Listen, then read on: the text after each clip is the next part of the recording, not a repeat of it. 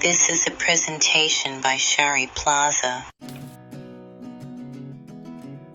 There at the beginning, she said with sadness in her words, "My darlings, singers, dreamers, souls I loved as my own, in former times they burned with such brilliance. She had been their guardian in their world of music, the careful guardian tending to their talents with tender care. But Hollywood then insinuated itself, spreading tendrils of corruption to ensnare their harmonies, promising in sweet whispers fame that would last forever. It wasn't ambition that they were fed," she whispered, "but something far more sinister, something unholy." Shadows creased her eyes as she told of the sorcery which took hold. "They used demon incantations," she told me, her soft voice descending to haunted whisper. "Not those in children's storybooks, but incantations hidden in plain view, agreements in blood, oaths sworn in darkened room far over the city."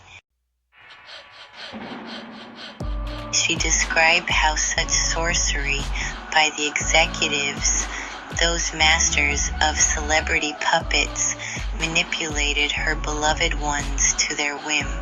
They spoke words no mortal lips should speak, she revealed, binding their souls and curdling their desires until all they craved was to shine. The spells broke their will, reducing free souls to puppets, willing to lie, betray, and abandon their craft for just a sniff of fame. Tears rolled down her face as she told of their downfall. "I saw how they changed," she went on, "their hearts hardened, their voices empty.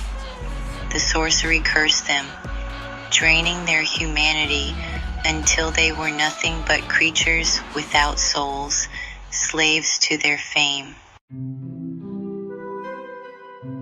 The sorcery did not just trap them, it consumed them, leaving behind only shells that flashed smiles before the lenses, while their very essence cried out in silence. They lost everything, their souls traded for something they could not understand. Most chilling of all, she too had been a victim. "I was a pawn in their game," she admitted, her voice shaking. "They used me, a sacrifice to feed their rise. The spells twisted her love into a trap, her presence bait to snare more innocence in her web. Her golden wisdom was ignored, her warnings drowned out by incantations that echoed through marble halls. They fed the dark void with my silence," she mourned, "and I could not resist, a lamb offered up on the altar of their lust." Yet even as she spoke, her gentle heart would not give up. "I'm telling you this because love still burns within me," she swore, placing her hand over her chest. "One of them must know the truth.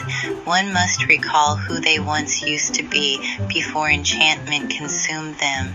Her smile, sweet as a silent prayer, appeared and disappeared in the night, her being disintegrating in much the same way as sweet music, untouched by hands that reached for her.